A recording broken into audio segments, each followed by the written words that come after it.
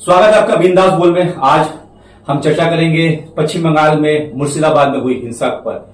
जिस तरह से तकरीबन एक सप्ताह से बंगाल जल रहा है, बंगाल के कुछ जगह शमशेरगंज, इसके अलावा धुलियान, काफी हिंसा की खबरें आ रही है। आज भी जब गवर्नर वहां पे मामले को देखने के लिए अपनी आंखों से पहुंचे तो स्थानीय लोगों ने विरोध प्रदर्शन किया। बहुत सी बातें हुई। हमारे साथ और नरेश जी हैं जो सीनियर पत्रकार हैं। आइए हम लोग बात कर लेंगे। ये वहां पे पहुंचे थे, ये चश्मदीद है जिस तरह से वहां पे घटना हुई, जो विक्टिम्स है, वहां के जो हालात है, किस तरह से लोग आज भी रह रहे हैं, वो सारी बातें, आंखों देखी बातें, इनसे हम लोग बात करेंगे कि इनका क्या एक्सपीरियंस रहा और किस तरह के दर्द में मुर्शिदाबाद के जो धुलियान के या शमशेरगंज के लोग हुए हैं। सबसे पहले स्वागत है आपका बिंदास बोल में सर। जो आप पहुंचे, आपने आपको देखा, हाल देखा, थोड़ा उस हाल के बारे में बताएं जो आज के डेट में धुलियान या शमशेरगंज में जो निवासी है, जो उनका हाल है। देखिए, हाल तो बहुत ही खराब है। मर्माहत हूँ। जब से मैं देख करके आया हूँ, परसों दिन लौटा हूँ, काफी मैं मर्माहत हूँ और ऐसा लगता है कि पाशविक अत्याचार कुछ एक समुदाय के ऊपर में चला है। अच्छा, इसका इसका कारण सरकार को अच्छा तरीके से देखना होगा, नहीं तो ये बहुत ही खतरे की घंटी है। सरकार बार बार कह रही थी कि पश्चिम बंगाल का माहौल खराब करने की कोशिश की जा रही है। झारखंड, बिहार से लोग, बाहर के लोग बुलवा करके, मंगवा करके हिंसा की जा रही है। और पुलिस ने जो पकड़ा था, जो भी लोग थे, उसके बाद कोर्ट में पेश किया गया तो बंगला के बजाय वो हिंदी में जवाब देने लगे। तो मीडिया ये भी कहने लगी कि ये बात बहुत हद तक सच है। जैसे कि ममता बनर्जी कह रही थी कि बाहर के लोग आकर के हिंसा किए हैं। आप वहां पे गए थे, स्थानीय लोगों से मिला है, बातें करी है, क्या कहना स्थानीय लोगों का? मेरे पास सारा प्रूफ है। प्रूफ के साथ ही मैं ये बोल रहा हूँ, मैं वीडियो शूट किया था। स्थानीय जिस जगह पे ये हिंसा घटना हुई है, आसपास के गांव में, जफराबाद हो या सूती हो या आपको बेनबुदा हो, जो सबसे ज्यादा इफेक्टेड गांव है, अच्छा, वो बेनबुदा है। अच्छा, जिसमें 130 घर को जला दिया गया। और सिर्फ जलाया नहीं गया है, घर में कुछ भी नहीं रखा गया है। सारी चीज को बाहर ले आके जला दिया, कुछ लूट कर दिया, सोना चांदी है घर में ले जाने के है तो उसको सारे लोग लूट करके ले गए हैं। और कुछ भी बनाया नहीं है। पंखा है तो पंखा तोड़ दिया गया है, छत है, यदि कॉन्क्रीट का छत है तो छत को तोड़ दिया गया है हैमर लेकर के। 5 घंटा लोगों का कहना है कि 5 घंटा पुलिस तो साइलेंट थी ना। फोन बोलते हैं शमशेरगंज का, उसी का फोन बज रहा था, कभी नहीं उठाया। 5 घंटे तक लोग पिटते रहे, जलते रहे, मर्डर हुआ, श्रीलता हानि हुआ, लेकिन पुलिस मतलब हमेशा की तरह पुलिस लेटी पहुंची? हमेशा की तरह नहीं। अब की बात तो ऐसा लोगों का कहना है कि यह प्री प्लान था हम लोगों पे अटैक करने का, जिस वजह से पुलिस 5 घंटे तक नहीं पहुंची। ऐसा होता है क्या कि जहां आगजनी हो रहा हो, 130 घर एक गांव में जला दिया गया हो, वहां पे पुलिस ना पहुंचे? गांव देहात का मामला है, स्टेशन दूर भी होगा तो पहुंचने में समय लगा। जी, मैं जो घुसा हूँ धुलियान से भीतर, आपको मैं बताता हूँ कि वहां पे एक बड़ा मॉल है। उस मॉल का नाम शायद है, मेरे को ध्यान नहीं आ रहा है, 3 तल्ला मॉल है। अच्छा। उसमें करीब उनके किसी लोगों से मैं बात किया तो बोल रहे कम से कम 5 करोड़ का सामान था, सारा लूट लिया गया। और उस जगह पे सिर्फ एक ही दुकान की लूटी गई? नहीं। जो दुख की बात यह है कि डिवीजन ऐसा है कि जहां पे हिंदू का दुकान है, 4 दुकान है तो 4 दुकान लूटा, फिर 10 दुकान यदि मुसलमान का है तो वहां पे नहीं लूटा गया। ये भेदभाव के तरीके से हिंदू मुसलमान किया गया है। अच्छा, ये इसका वक़्फ़ बिल से कुछ लेना ही देना नहीं है। जो लोग लूटने आए थे फ्राइडे को, जुम्मा के दिन में लूटने आए के वक्त घटना है। हाँ जी, ये करीब 2-3 बजे से लूटना शुरू किए हैं ये लोग। अच्छा। इसमें छोटे बड़े बच्चे, कोई रोकने वाला नहीं। और जहां तक आप बोल रहे हैं कि बहिरागतों, ये बात सरकार अपने चेहरे को ढांकना चाह रही है। देखिए, इस वजह से ये बहिरागतों का एक फॉर्मूला चल रहा है। जिस तरह से सर ने कहा कि ये गए थे, वहां पे जो हालात थे, तकरीबन 130 घर एक गांव के जला दिए गए। शहर में, वहां से कुछ दूर पे कोई मॉल था, तकरीबन 5 करोड़ की सामानें लूट ली गई है। तो ऐसा है कि दंगाई या जो भी क्रिमिनल होते हैं, उनका कोई जात धर्म नहीं होता। वो मानवता के लिए काम ही नहीं करते कि कोई भी इंसान, कोई भी धर्म के जो लोग होंगे, अगर वो धार्मिक होंगे तो इस तरह की घटना नहीं करेंगे कि उनके किसी कार्य से ह्यूमैनिटेरियन बेस पे किसी को भी तकलीफ पहुंचे। जैसा कि सर ने बताया कि तकरीबन 130 घरें जला दी गई, सब कुछ बर्बाद कर दिया गया, तहस नहस कर दिया गया। तो ये वाकई में निंदनीय है, ऐसा नहीं होना चाहिए। और जो भी इसके पीछे है, जो भी इसके षड्यंत्रकारी है, जो भी गुनाहगार है, सरकार को निष्पक्षता से जांच कर दोषियों को पकड़ना चाहिए। क्योंकि अगर एक दोषी छूटेगा तो फिर इस तरह से हिंसा करने की जरूर प्रेरणा मिलती है लोगों को। जरूर प्रेरणा मिलती है, उत्साह मिलता है, सोचता है कि गवर्नमेंट मेरे पीछे में है, पुलिस मेरे पीछे में है और इस तरह का दोबारा घटना घटेगा ही। वहां पे लोगों का कॉन्फिडेंस खत्म हो गया हुआ है पुलिस पर। सारे लोगों का एक ही डिमांड है, आपने देखा भी होगा कि आज गवर्नर को घेर करके बोल रहे थे यहाँ बीएसएफ का स्थायी कैंप चाहिए। इनफैक्ट ये लूट बंद हुआ जब बीएसएफ घुसी है, तो लूट और ये खूनी और आगजनी बंद बीएसएफ के द्वारा बंद किया गया है। और इसमें जो सबसे खतरनाक बात है, जो चूंकि मैं सोशल वर्कर रह चुका हूं, आज 30 साल से मेरा पिछला रिकॉर्ड है, पत्रकारिता से पहले भी मैं सोशल वर्कर रह चुका हूं।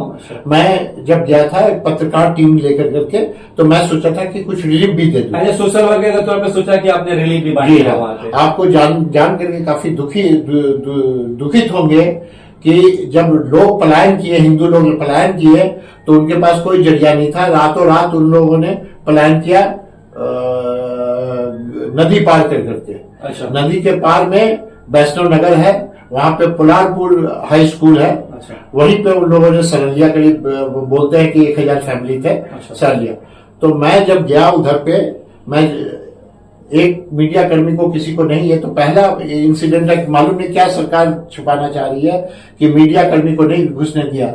अच्छा। रिलीफ सेंटर में। ये कैसा रिलीफ सेंटर था ये मेरे को तो लगता है कि वो लोग क्या अरेस्ट किए थे, कस्टडी में था कि क्या बोल करके आपको रोका गया? मेरे को बोल करके रोका गया कि एक डीएम का परमिशन लेकर के आइए, कोर्ट का ऑर्डर है। लेकिन मैं जब कलकत्ता आया तो देखा कि कोई कोर्ट का ऑर्डर ऐसा नहीं है कि कोई मीडिया कर्मी जाकर करके किसी से मिल नहीं सकता है।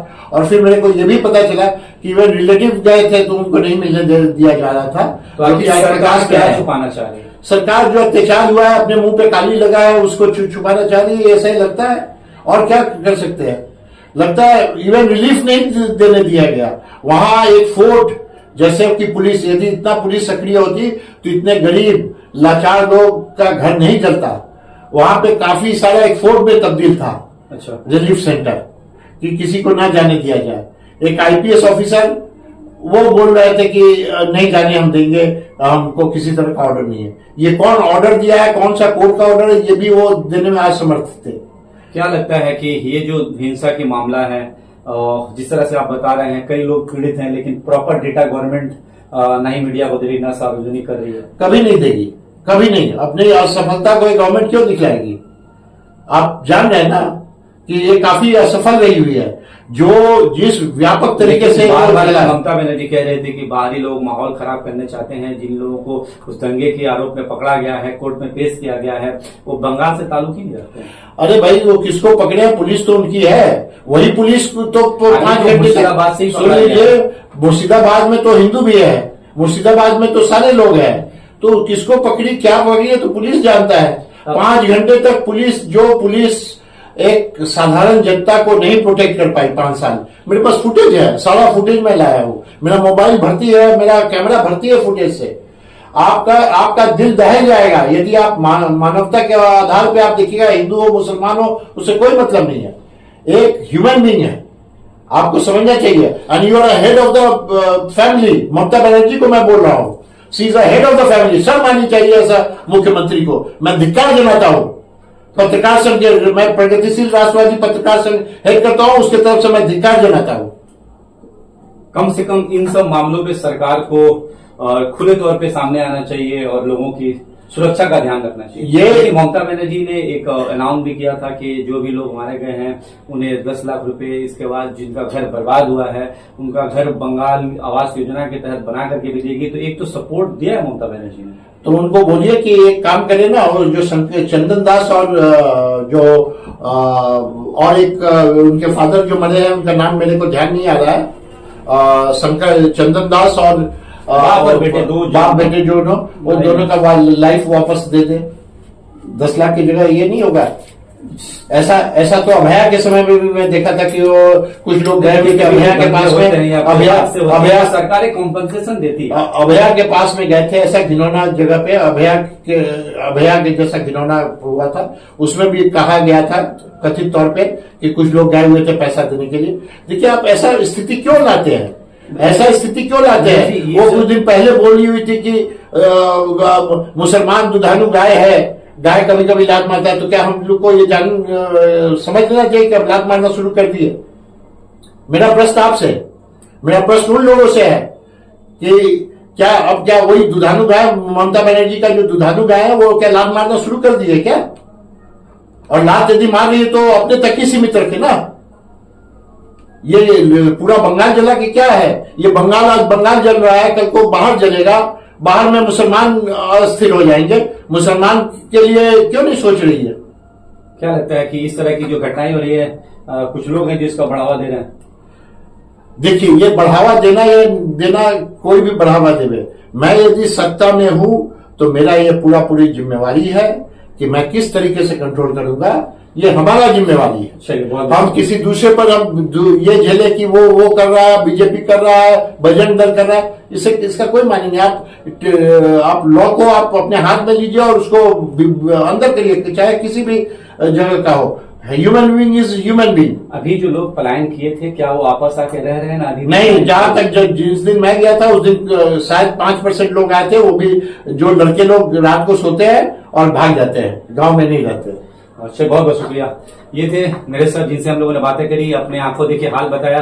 ये धुलियान शमशेरगंज जो जहां पे ये वारदातें हुई वहां पे पहुंचे थे, अपनी आंखों देखी हाल उन्होंने बताया कि किस तरह से एक गांव में तकरीबन 130 घर है जिनको जला दिया गया, इवन इस लायक कर दिया कि वो घर में रहने लायक नहीं रहा है। काफी फिर से शुरुआत करनी पड़ेगी, जिनका भी ये नुकसान हुआ है। तो मैं बिंदास बोल में बस यही कहना चाहूंगा कि जो इस तरह की घटना होती है, इस पे सरकार को लगाम लगानी चाहिए, क्योंकि जो भी सरकार, जिसकी भी सरकार, चाहे स्टेट गवर्नमेंट को या सेंट्रल गवर्नमेंट की हो, अगर इस तरह की घटनाएं होती है तो सरकार की जिम्मेदारी लेनी चाहिए और जो भी आरोपी है या जो भी इस दंगे में शामिल है उसको निष्पक्षता से जांच करनी चाहिए और जो कसूरवार है उनको पकड़कर कोर्ट पेश करके सलाखों को पीछे लानी चाहिए, ताकि आने वाले वक्त में दूसरे लोगों को इस तरह से प्रेरणा मिले कि लोग इससे प्रभावित ना हो और इस तरह की घटना करने के बारे में ना सोचेंगे। आप देख रहे थे बिंदास बोल, देखने के लिए बहुत बहुत धन्यवाद। अगर आप यूट्यूब में देख रहे हैं तो हमारे चैनल को सब्सक्राइब करें, अगर फेसबुक में देख रहे हैं तो हमारे चैनल को लाइक जरूर करें। नमस्कार सर।